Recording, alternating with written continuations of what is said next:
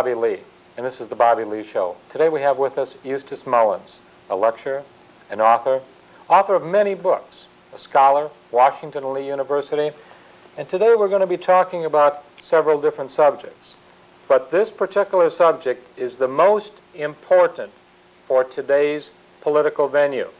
And Eustace has written a book called The World Order. Now, Mr. Mullins has been working for the last 50 years to research important questions that need to be answered in the relationship of Middle America to the political evolution. Eustace, tell us a little bit, if you would, how you got started in being an author. Well, I had always intended to be an author, but I had intended to write novels, perhaps some poems, and I had absolutely no interest in any research or any nonfiction work. I didn't consider that as creative writing. So I met a poet, a very bohemian person named Ezra Pound, who was then incarcerated without trial on a more or less lifetime basis, and he asked me to look into the banking interest, the Federal Reserve System, at the Library of Congress there in Washington, D.C., and I did this, and I found it to be quite an interesting story, which launched me on research which continues to the present day. Now, this book, The New World Order, how does the New World Order deal with the banking interest in America and across the world? Well, you see, in studying the banking system in the United States, I found it was part of an international system of banking called central banks in Europe, and that the Federal Reserve System, which we had here, was simply an American version of the central banks they had in Europe.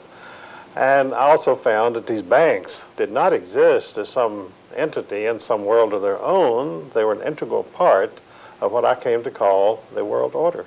Now, Eustace, this New World Order and this banking system, I was under the impression that the banks themselves were American banks and it was the federal government that owned the banks. Are you telling me that our government itself doesn't own these banks? Well, our government doesn't own anything. We really don't have a government. We're just a colony of England. How can you say that, a colony of England? Why, I know that they have the Republican Party and the Democrat parties, and I go down to the local bank and I can cash a dollar bill, can't I? Oh, well, you can go into any colony of Great Britain and cash a check. That doesn't mean you're in an independent nation. Would you trace for me the colony of Great Britain to the United States and the banks? If I put a Federal Reserve note in the bank today, how can I say or how can you tell me that's a part of a colony of Great Britain? Well, you see, we started out as a colony of Great Britain, and then presumably we won political independence in the American Revolution. But you see, the American Revolution was not against the bank. The American Revolution was against King George III. So we won against King George III, but we didn't win against the Bank of England, of which King George III was a major stockholder. So King George lost this wonderful colony over here, but he retained the banking control and continued to get his interest and his profits from his American colony, just as before. Okay, let's go from King George to the Federal Reserve. What happened in between? Because there was some time in there, and some people say that Andrew Jackson was one of the best presidents this country ever had. Could you tell us about him, and what did he do in regard to banking? Well, you see, immediately after the Revolution, when we had our wonderful independence and we could have the 4th of July and shoot off firecrackers and still pay interest to the Bank of England, which no one seemed to mind because they didn't know about it. And so Andrew Hamilton reestablished the Bank of England presence in the United States of America immediately after the Revolution, called the First Bank of the United States, which Jefferson strongly opposed. And when Jefferson became president, he refused to renew the charter of this foreign central bank, the First Bank of the United States, so it went out of existence. And in revenge for that, England declared war on us, and we had the War of 1812, which was simply a banking war. Of course, you won't read that in any history book in England or in the United States. They tell you that American seamen were being impressed by the British Navy. They would stop American ships and impress American seamen. And this was the occasion of the war. Well, it had nothing to do with it. It was simply the Bank of England said, we're going to punish the United States for refusing to renew the charter of the First Bank of the United States.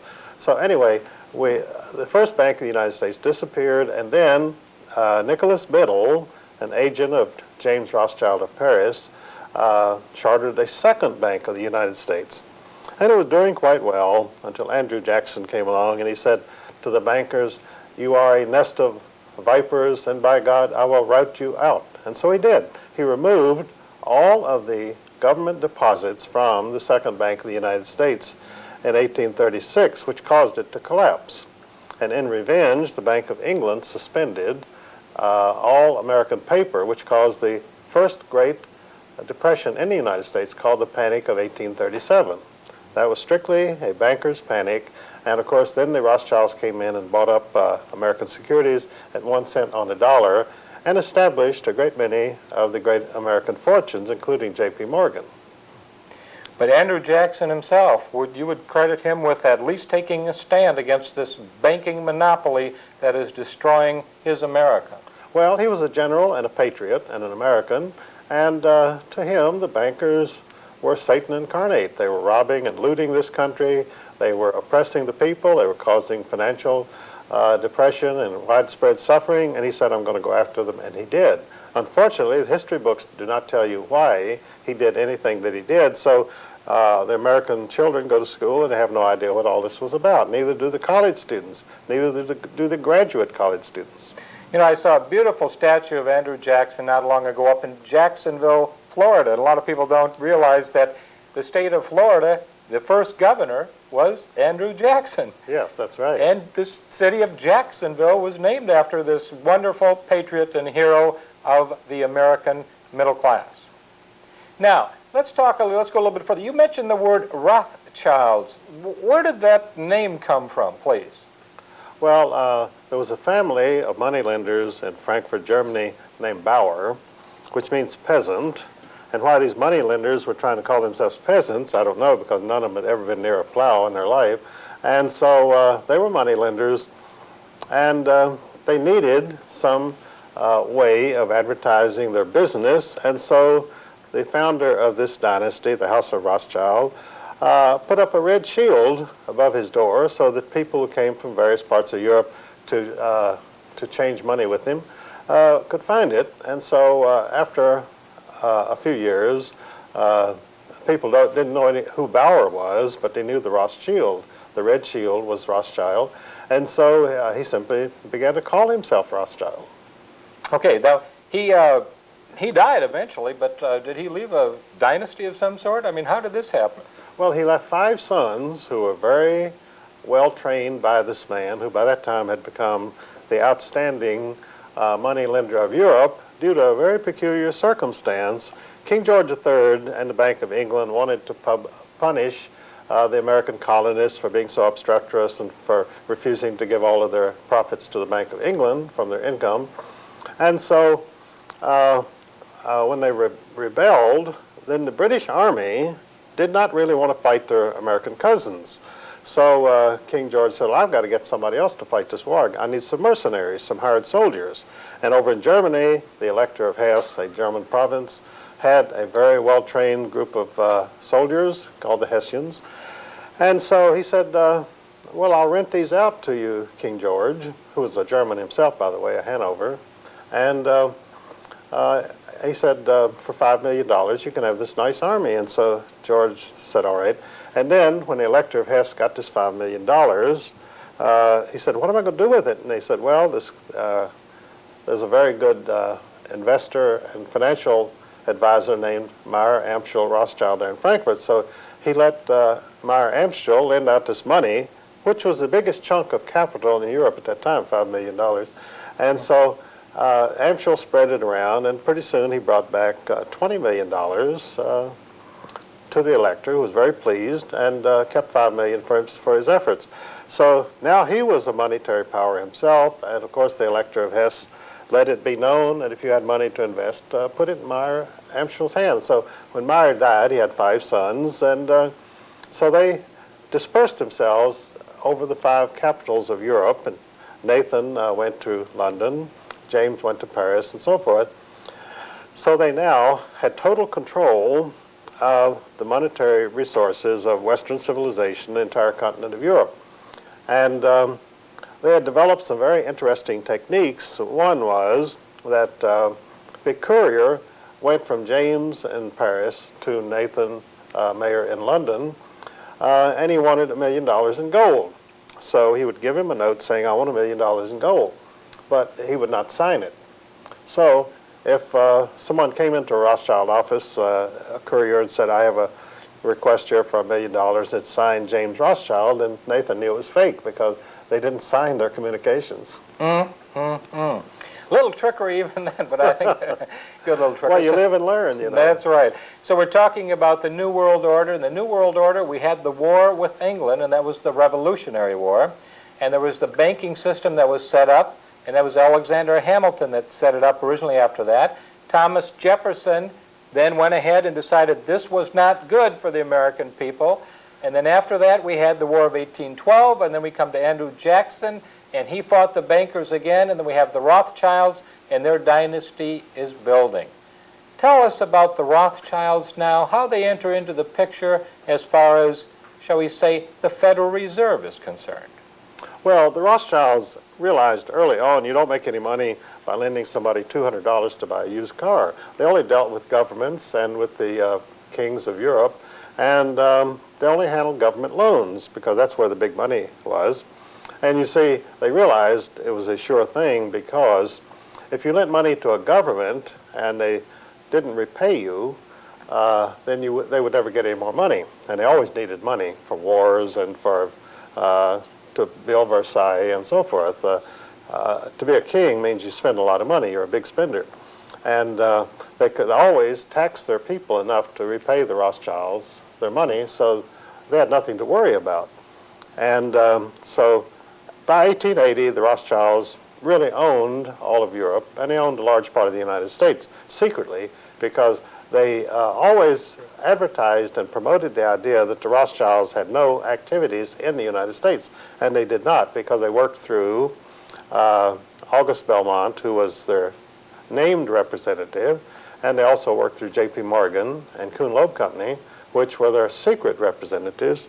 And by 1896, these two Rothschild firms, J.P. Morgan and Kuhn Loeb, owned 96% of all the railroad mileage in the United States. Wow, talk about a monopoly there. And that's in congressional reports. I got that right out of, most of my work, by the way, comes from congressional reports.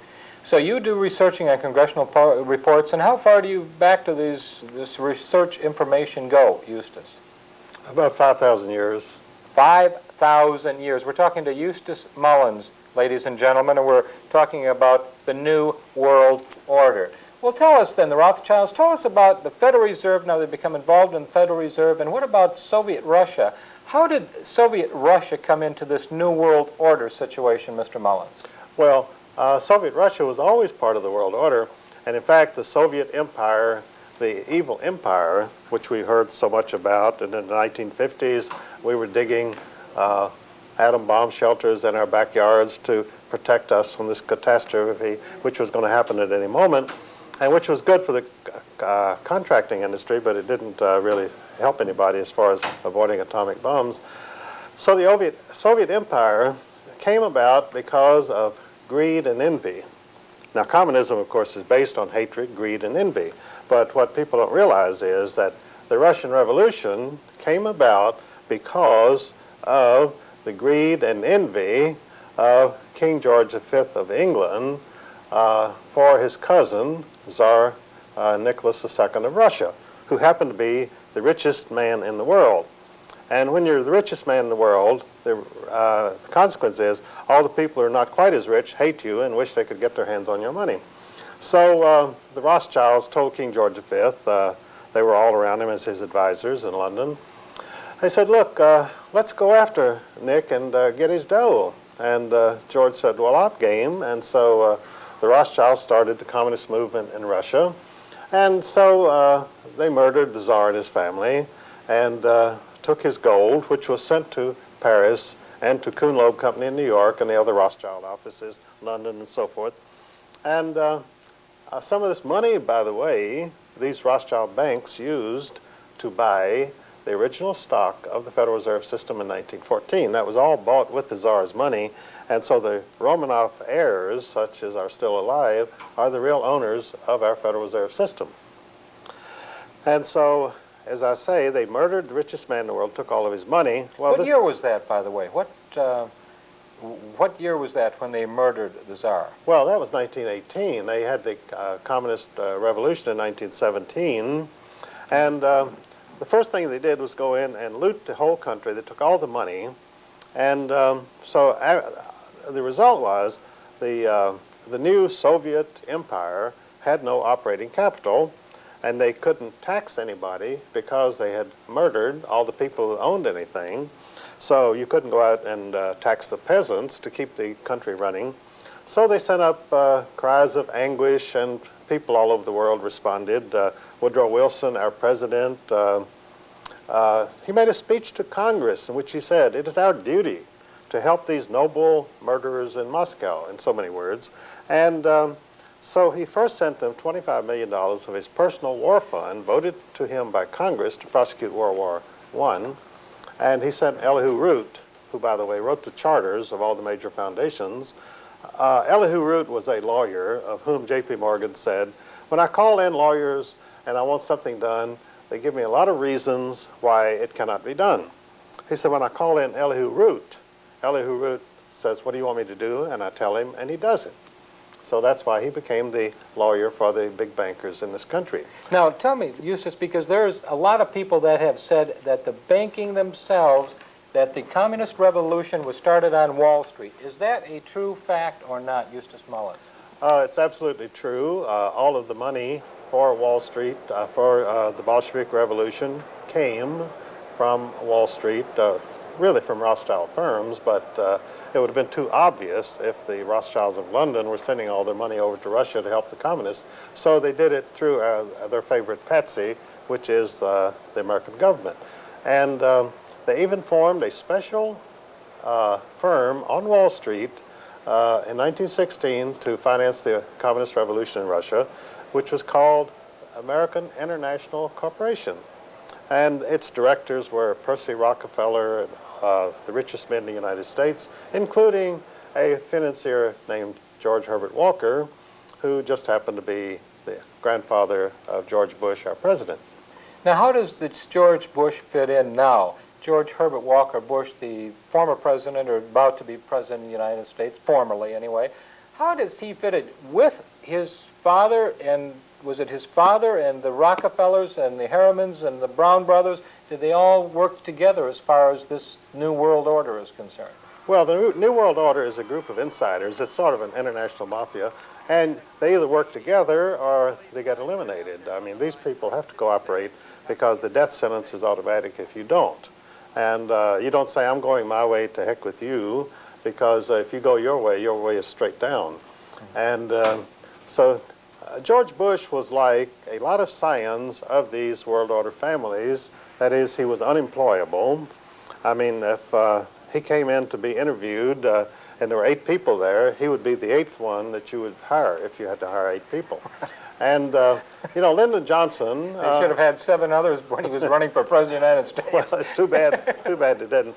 Lyndon Johnson was quite a perceptive guy. He was a Texas redneck, and he came to Washington and he looked at all these bright young men at the Central Intelligence Agency who were from the wealthiest families in the United States. They were there as a lark. They wanted to play James Bond, and their families would do... and as Lyndon said, he said, the CIA is composed of scions of wealthy families whose families would never dare let them near the business because it would be dissolved within 6 weeks. So George Herbert Walker Bush, when he finished at Yale, and they said, "Well, should we put him in the family firm of Brown Brothers Harriman?" They said, "Good God, no, we'll be in the bread lines within 2 months." So they said, let him go work, let him do what everybody else does. Go work for the Central Intelligence Agency and travel around and have fun. So George went to work for the CIA. It's the only job he ever had, just like Bill Buckley, another scion of a wealthy family. Bill Buckley was hired by the CIA when he finished at Yale, skull and bones. We're talking about the Brotherhood of Death here, the Skull and Bones crowd, which Bill Buckley and George Bush and all of the partners at Brown Brothers Harriman were members of this Illuminati fraternity established in 1848 as the Russell Trust by Daniel Court Gilman, who also, by the way, later set up the charitable foundations. Gilman was on the board of all of these so-called charitable foundations, which were simply secret instruments of the world order. So George became a member of the CIA. Matter of fact, he was CIA director in 1976. An interesting thing happened to Eustace in 76, and that was when he met one Saddam Hussein, who became involved in power in Iraq at the time. Could you tell us a little bit about that? Well, George was always a business partner of Saddam, and he claimed he didn't know him, so he deliberately, when he was on camera, he always mispronounced his name. He always called him Saddam, as though he were trying to call him a sodomite, I don't know. But anyway, they've been business partners that goes way back. And Saddam himself, you know, is worth about $10 billion. He's a player on the world scene.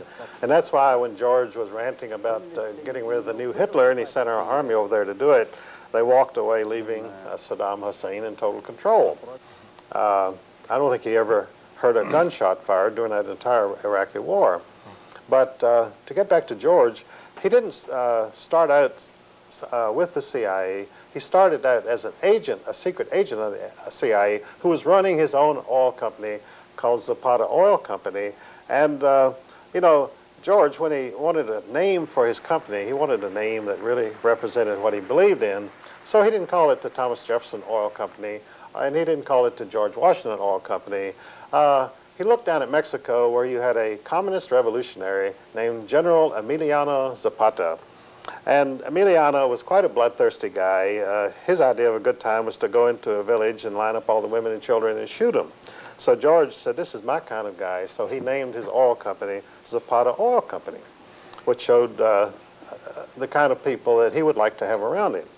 And the Zapata Oil Company was never anything but a front for the CIA. They did a lot of work in Mexico and in the Gulf of Mexico for the CIA. And of course, when you had the supposed attack against Castro to wipe out communism in Cuba, George was in on the planning, and of course they bought 2 ships to haul the fighters, freedom fighters, to Cuba, and they named one of them Barbara after his wife, and they named the other ship Zapata after his oil company.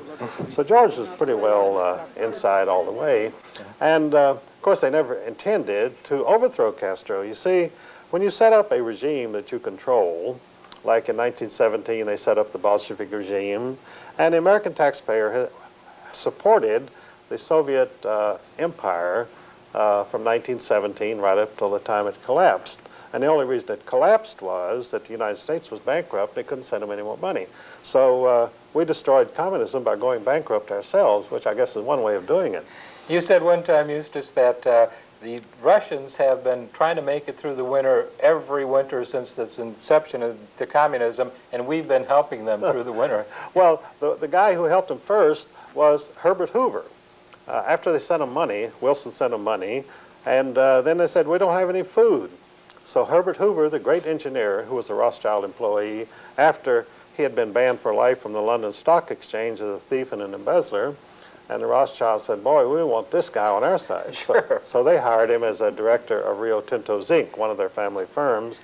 And so then in 1916, the Germans said, look, we can't fight any longer. We don't have any more money, we don't have any more food, and we don't have any more coal.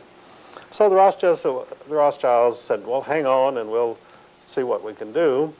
So they got Herbert Hoover to inaugurate the German Relief Commission. But since we were at war with Germany, they couldn't well call it the German Relief Commission, so they called it the Belgian Relief Commission. And the Belgians were suddenly were astounded to find out that they were all starving when they had just had the best crop year they ever had. But anyway, the Belgian Relief Commission, which, by the way, was one of the greatest thieveries in the world, Herbert Hoover and his pals who ran this operation, they all came out of it multimillionaires. And Herbert Hoover several times remarked very sourly some of these days, some prying SOB is going to want to look at our books. Well, no one ever did, and they kept their money. But after the Belgian Relief Commission, which kept the Germany in the World War I for 2 more years and brought a very satisfactory conclusion, then they called on Herbert to help them out again. They said, look, the Bolsheviks are starving, they've shot all the peasants and the farmers, and they have no food. So Herbert Hoover then organized Russian relief, and he went over and saved the Bolsheviks from total collapse. And somehow, after this, he became known as a great anti-communist, which just shows you what, when you control the media, you can sell any story that you want. Absolutely, and one of the things that was so sad for me to read about, of course, was when the Bolsheviks did go into the Ukraine, and they did kill so many people. They starved between 6 and 8 million Ukrainians out. And this is the end result of what the America has done, because America itself, this government, not the country, I don't believe the country, Eustace, I don't believe the patriotic people in the country, but this government was responsible for funding situations like this, weren't they? Oh, very much so. And in fact, this great massacre of the Russian peasants in the early 1930s was deliberately suppressed by Walter Duranty, the chief correspondent in Russia of the New York Times, and he dictated what would be allowed to be sent back to this country. They totally suppressed this so that Franklin D. Roosevelt, as a principal plank of his platform in 1933, that was to give official diplomatic recognition to Soviet Russia so we could send them even more money, of taxpayers' money, than they'd been doing before. So, but they couldn't do this if the press was going to print a story that 10 to 12 million Russians had been murdered by Stalin. So the story was completely suppressed, and in fact the American people today really don't know whether to believe it or not. There have been several books out about it by Robert Conquest, which are very good, totally documented, but they don't get much play in the media. You know, they had a movie at one time on PBS, but PBS refused to run it in most of its affiliate, and that was Harvest of Despair. Oh, yes. It was a television, I think it was about an hour and a half long, or a couple hours anyway, but it showed exactly what happened and the terrible human tragedy that this government, the United States of America government, was involved in by the fact that they supported communism in other parts of the world, namely the Soviet Union at that time. You know, it's interesting to me, Eustace, that over 70 million people have been killed by communism, many by their own people, and we still support governments like that. How can this happen, Eustace Mullins? Well, you mentioned public broadcasting system, PBS, which to most people in the know, they call it the phony. They say PBS stands for the phony broadcasting system because they're a bunch of goofy left-wingers and homosexuals, and they're so relentlessly far left in their orientation that occasionally some congressman or some senator will point out, has PBS ever published any or run anything which was of a conservative nature? And of course the answer is no. And whenever someone in Washington points this out, why they would have to point it out, I don't know, because all you got to do is turn this phony broadcasting system on, and you can see it for yourself. But whenever a congressman mentions this, they immediately denounce him in the entire press as a hate monger, guy who wants to suppress freedom of speech. Mm-hmm. And of course, there is no freedom of speech on the phony broadcasting system because it's totally left-wing. Now, we have a number of people, different types of people, different nationalities in this world.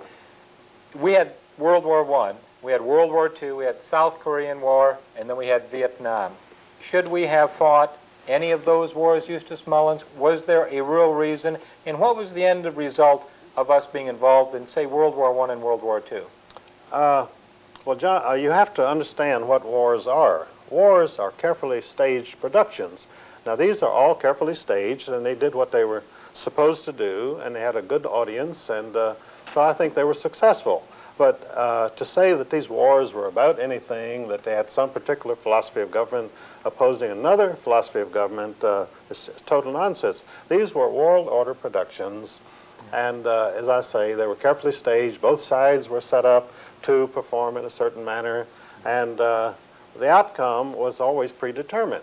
In other words, you were looking at a staged production which you had already seen many times, a sort of a soap opera, and you knew how it was going to come out before it even started. Now, Eustace, you're a veteran, and I'm a veteran. And I know when I went in the service, I was just about as patriotic as anybody could possibly be. That's the way that I felt anyway. And, you know, I saw things in the service, Eustace Mullins, that would lead me to believe that I still love my country, don't get me wrong, but it's this government that I don't think that I'd ever fight for again, because you just kill a lot of people, raise a lot of debt, raise a lot of taxes. I come back, the people are far worse off than they ever were before, and we seem to be enslaving ourselves. Is this true, or am I imagining things? Oh, you're not imagining anything. In fact, I was in the Air Force during World War II, and I can't say that we were very patriotic, because during our basic training down here at Miami Beach, we were marching along, drilling in the morning, and we were singing to cadence, and we would sing, "I hate wall, Eleanor hates wall, my dog Paula hates wall." And all we did was make fun of these phonies in Washington, you see. So I can't say that we were that patriotic. And over in England, whenever Winston Churchill came on, Evelyn Waugh, one of the most famous English novelists, pointed out in his memoirs that whenever Winston Churchill came on the radio while they were sitting around in their officers' club with one of his great speeches, they would sit around, they would laugh themselves to tears at this old drunk, you see. So when you say patriotism, I don't know how much patriotism there really was. Tell us a little bit more about Winston Churchill. Was he a bought and paid for? Yes, Winston Churchill at times spoke out against communism.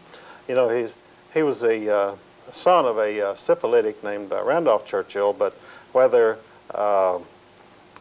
apparently he didn't inherit the taint, but anyway, he was always a little goofy, and he was really a drunk. If he didn't have his 2 quarts of whiskey a day, he really didn't know where he was.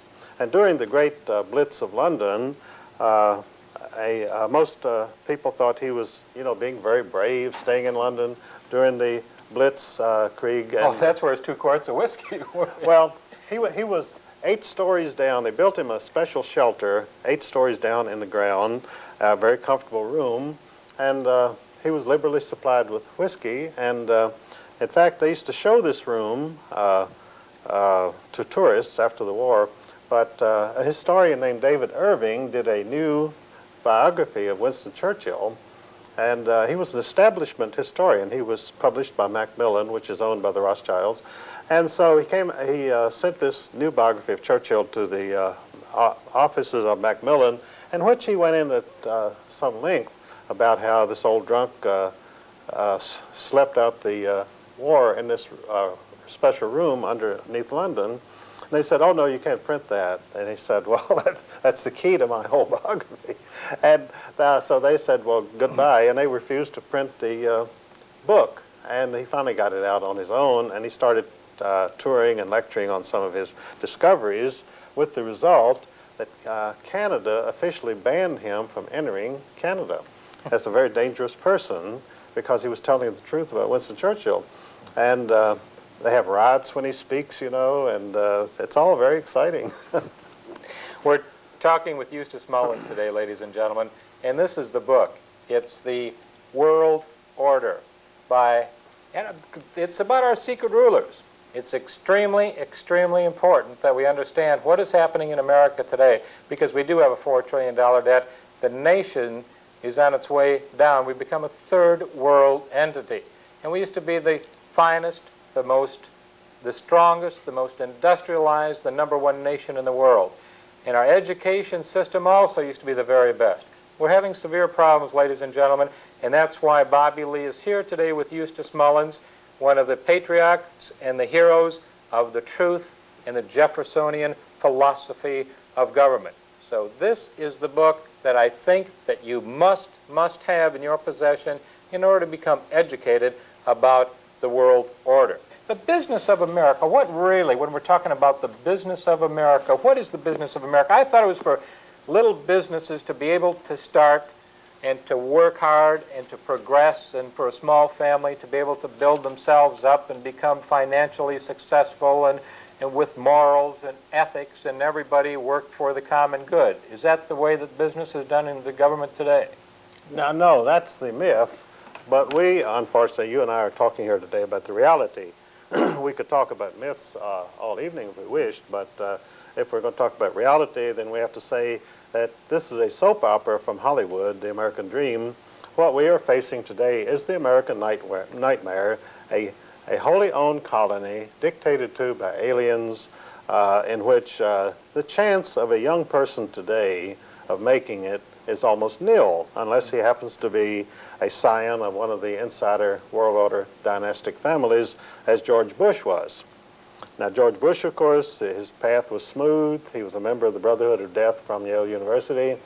And we were so lucky to have him replaced by Bill Clinton, apparently from Middle America, the heartland of America, a Rockefeller protege, a Rhodes Scholar. There's never been a Rhodes Scholar. They're the Rothschild Scholars, but they didn't want to call themselves Rothschild Scholars, so they named themselves Rhodes Scholars. So we have now in Washington Bill Clinton, a Rothschild Scholar and Rockefeller protege. You know, the Washington Post on June 21st explained the sudden meteoric rise of Bill Clinton when you had all these people contending for the presidential nomination in the Democratic Party, and they all looked equally qualified. They all looked equally stupid, and which would satisfy the American people. And they were all lawyers. And they were all lawyers, and they were all proteges and insiders. You had Albert Gore, whose family has lived off of largesse from Arm & Hammer for many years, the founder of the Communist Party of the United States, and this has all been printed in the Washington Post and many other places. So suddenly the Rockefellers said, well, it's time for the show to be over, and so Senator J. Rockefeller and David Rockefeller notified them, Clinton is the man, I want all you other people to disappear, and so Clinton came forth as #1 Rockefeller choice. You know, it's amazing. Of course, you know, to me, from changing from George Herbert Walker Bush to Bill Clinton is just like leaving the soiled diaper on the baby and just changing the safety pin. Well, very good analysis. Right. But it was money bought and paid for, as you know, and Jackson Stevens loaned Bill Clinton $2 million, and that was back in, I believe, around February or so, and Bill Clinton was really kind of almost getting down towards the bottom of the heap of those 7 individuals that at first had decided to run for President of the United States on the Democratic ticket, and all of a sudden he had this money. He came into Georgia, he had 26 people that he employed as far as being front people, and pretty soon he took Georgia in the South, and he was well on his way, and I think that was pretty close to it. But he was a bought and paid for, you're saying. You're saying that Bill Clinton himself is bought and paid for, and are you telling me that we voted for a change, and the change isn't going to come to our benefit, Eustace? Well, that reminds me of a story I heard in my small town in Virginia. And these 2 businessmen were talking, and one of them had a bill that he wanted to be approved in Congress. And he said, I wonder if I couldn't influence Congressman so-and-so in Washington to vote for this bill if I, you know, just bought him. And the other man said, don't be ridiculous. That's the most insulting thing I ever heard of. He said, Congressman so-and-so was bought and paid for long before he ever got to Washington. and that's an honest congressman. Once he's bought and paid for, you know, he stays bought and paid for. Absolutely. He goes off the block. He's no longer available. Right. We're coming to today, and we're coming from George Bush to Bill Clinton. What do you see in the future for America for the next 10 years, Eustace Mullins? This new world order, is it taking shape, or do you think that all of a sudden we're going to come to critical mass and it's all going to disintegrate before our very eyes? Well, I think we're at critical mass already. Now, we have a very interesting situation, which we saw during the last election. You had the biggest turnout that you ever had, and of course, the trend had been for lower and lower percentages of the American people to come out and vote, because they did everything that they possibly could to discourage the American people from participating in the election. Fewer people voted every year because, you know, they made sure they understood you either vote for Tweedledum or Tweedledee, And it doesn't make any difference which one gets in, because we created them both out of nothing, just like the Federal Reserve creates money out of nothing, and we create these politicians out of nothing. And when you look at them, you can see that they come from nothing. They are nothing. There's no question. Absolutely nothing. There's no question about that in anyone's mind. Well, this time, you suddenly had a wild card, and that was a billionaire named Perot. He appeared on the scene, and he was almost elected president by acclamation. People were so disgusted with these phonies, Bush and Clinton, and no matter how hard you tried, you couldn't say anything good about either one of them. And so the people looked, and here's a successful businessman, Perot, spunky, got down to business. He would get on television and rivet the attention of the American audience simply with a few charts, which has always been a no-no in politics. You never show a chart to the people if you want to get votes. Well, you never tell them how it's really like. That's right, and you never tell them, look, we're destitute, we've got to start thinking of something, because you see, the Rothschilds and the world order dynastic families, they profit by other people's suffering and despair. They profit when you have a communist revolution go in and murder 10 million peasants. They profit when you have a world war which devastates Europe. And so this is exactly what happens. You know, Baron Alphonse de Rothschild was asked during the communist revolution there, he said, aren't you worried about all of your houses and your vast estates and so forth with the revolution going on? He said, certainly not. He said, you always want to buy when blood is running in the streets. That is, when everybody thinks we're collapsing, nothing's going to be worth anything, and they say, I'm going to dump this for a penny on the dollar. That's when the Rothschilds and the insiders buy everything. And of course, the United States is coming to that point now. We're in a recession, real estate is down. This is the time to buy, because this is a fluctuating thing. It goes up and it comes down. It goes up and it comes down, because it's manipulated. It's always manipulated. You know, J.P. Morgan was asked once, as the leading banker in the United States, someone rushed up to him and said, Mr. Morgan, please, would you tell me, what is the stock market going to do? He said, sir, it will fluctuate. I love it. That's a great story. Let's go back to the dynasties, because one time I heard you speaking, Eustace, and you said that there are 3 tiers as far as the dynasty of families is concerned, from the Rothschilds and the New World Order. Could you explain that 3-tier system to me? Well, nothing can really function unless there's a hierarchy. Somebody at the top has to tell the people lower down what to do and how to think and how to act and so forth. So in the world order, you have a very distinct hierarchy.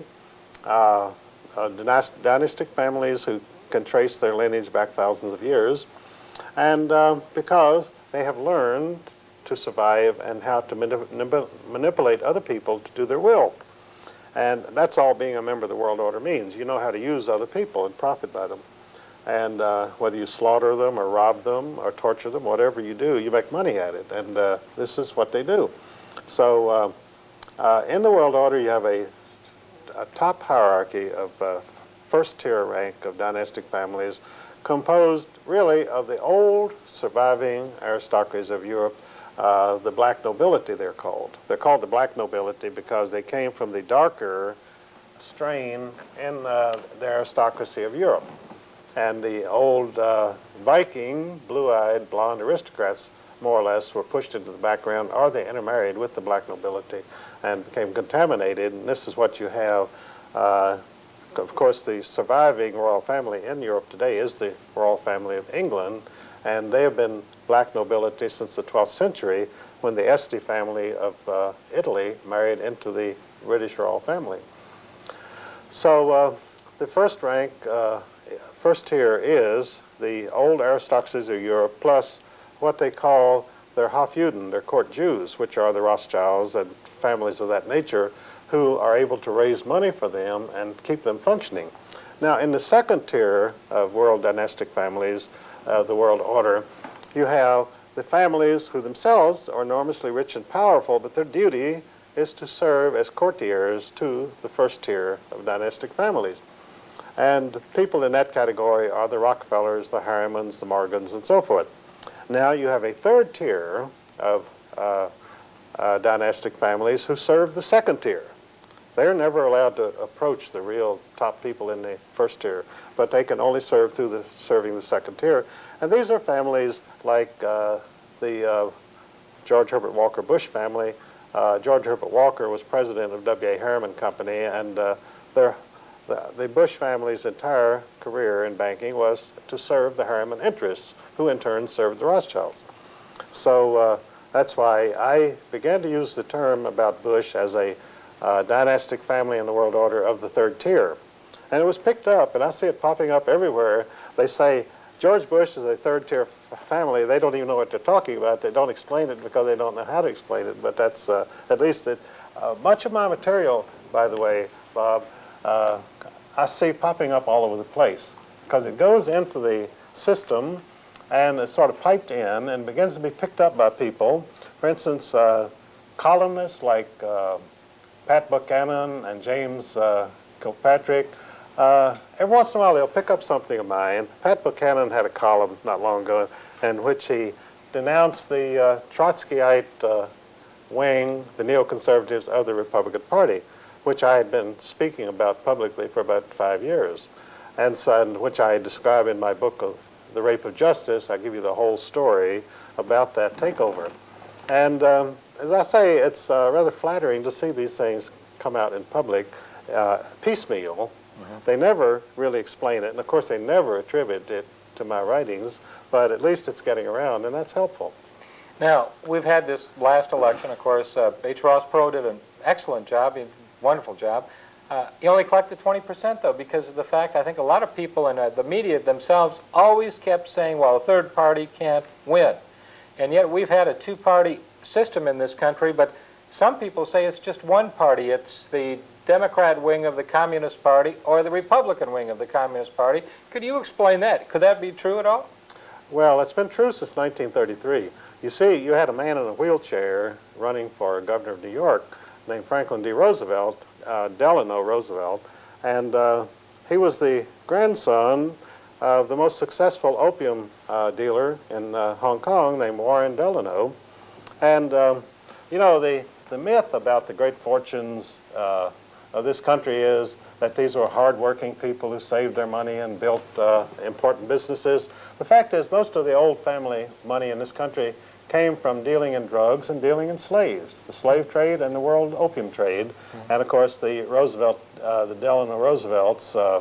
Well, we've become the slaves now, but they're still dealing in slaves. Well, what has happened in this country and over the world is we have reverted, through the world order, we've reverted to the Middle Ages. We have a feudal system now in which you might say futile system because of the way it works, but it's a feudal system in which you have the serfs and you have the lords in the castle, and that's it. And there's not to be anything in between. You see, the great achievement of Western culture, of European culture, was to produce, to move from the Middle Ages into modern times by producing a middle class, a hardworking, thrifty, sober group of people who created businesses and went into production, and they built homes and businesses and so forth, and they brought prosperity. But you see, when you're very rich, you don't like to see prosperity. I mean, what's the good of having money when everybody else has money, you see? So the world order, they want to see everybody poor. Then they can control them, is that it? They can control them, and also it's much more satisfying to have a castle and a yacht if you know that all the peasants down there will never have these things and compete with you, you see. Right. So the world order is a monopoly system, and they make their money out of monopolies, and with their monopoly they control the governments, they control the banks, and they set their prices, and it's an extortion system, really, just like the Internal Revenue Service in this country. I traced it right back to the Middle Ages, the black hand of the mafia. And all of their techniques and all of their goals come right out of the black hand. Well, I'd like to give that IRS a backhand for their black-handedness, to tell you the truth. How do we turn this around? If they allegedly have the power, and money is power, Eustace, and a lot of people say they've got all the money, you know, they have control of the government, they have control of the Republican Party, Democrat parties, they have the bureaucracy. Well, how do you fight a little bit of strength like that? Well, I have to disagree with you there, Bobby Lee. Money is not power. Knowledge is power. Okay. And unfortunately for the world order people, information is catching up with them. You have channels of mass communication. In fact, if we were to get on national television with 30 minutes of what we're talking about today, you would have a revolution in this country. They can only survive by desperate defensive measures, by keeping us from reaching the American people with the truth, and of course we're fighting to despite of. And that's what my 50-year career has been, to bring the knowledge that I have and that Ezra Pound imparted to me almost 50 years ago to the American people. And of course, the reason you had this great turnout in this particular election that just passed was the American people knew something was wrong, and some of this material was leaking out. You know, I've circulated over 1 million books and over 1,000 articles in the past 50 years, and the information is getting there. Even though, to the national media, I still do not exist. I'm a non-person. And that's one of the things that they try to do, Eustace, isn't it? I mean, it's they either smear people or they don't allow them to be able to present their knowledge. There's so many different ways, techniques that they have that are certainly un-American. Well, the publishing industry in this country is totally owned. In fact, one of the biggest influences in the publishing industry in this country is the Central Intelligence Agency. They commission and have written and publish and circulate around 200 books of political propaganda a year, which makes the CIA the biggest publisher in the United States, secretly. And of course, there is no Central Intelligence Agency. It's a branch of the British Secret Intelligence Service, SIS, which was established in 1694 as a necessary adjunct of the Bank of England. So we have never had a government intelligence service. What we have is a branch of the Bank of England, which, as I say, has commissioned and published these 200 books a year of political propaganda, which are distributed to all the universities, and every professor in our universities knows that you have got to use these political propaganda books from the CIA as your teaching textbooks. You have Zygmunt Brzezinski. He used to be one of the right-hand men of Jimmy Carter. Henry Kissinger with Richard Nixon. These people hardly speak English to some degree, but yet they're controlling, in many cases, the foreign policy of this country. Tell him, foreign policy of this country, I mean, it's really been foreign as far as I'm concerned. Could you explain why? Well, you're talking now about the field of lecturing and public speaking, which is one of my fields. And interestingly enough, the fees paid to public speakers in the United States are proportioned inversely to how much information they give to the American people. Now, speakers who get between $35,000 and $100,000 per speech get up and give speeches in which they say absolutely nothing. And then when you have people on my level who give you solid information by the ton, we get practically no fees whatsoever because they don't even want us to ever appear in public. We ask you to support the Bobby Lee and the Eustace Mullins Fund, and we will be bringing you in the future other videos, and we want you to go ahead and purchase as many of Eustace's books as possible. There is a number that you can call right now. It'll be on your screen, and you call and you order some of those books, and this is for the posterity of your children, your family, your future. You need to know. Thanks for being with us today on the Bobby Lee Show. And Eustace Mullins, thank you, sir, for being a part of America and the great patriot that you are. The streets and the fact that the bad guys most always go free, that is wrong.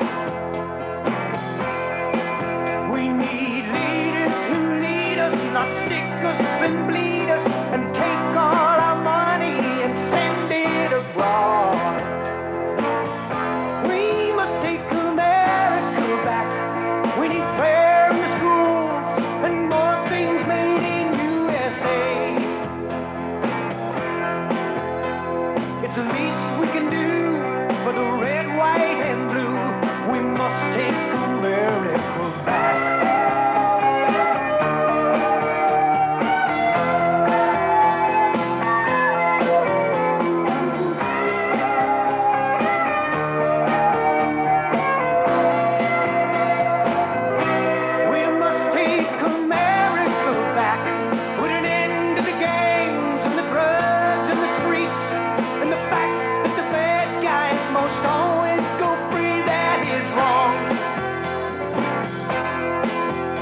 need leaders who lead us, not stick us and bleed us, who take all our money and send it abroad.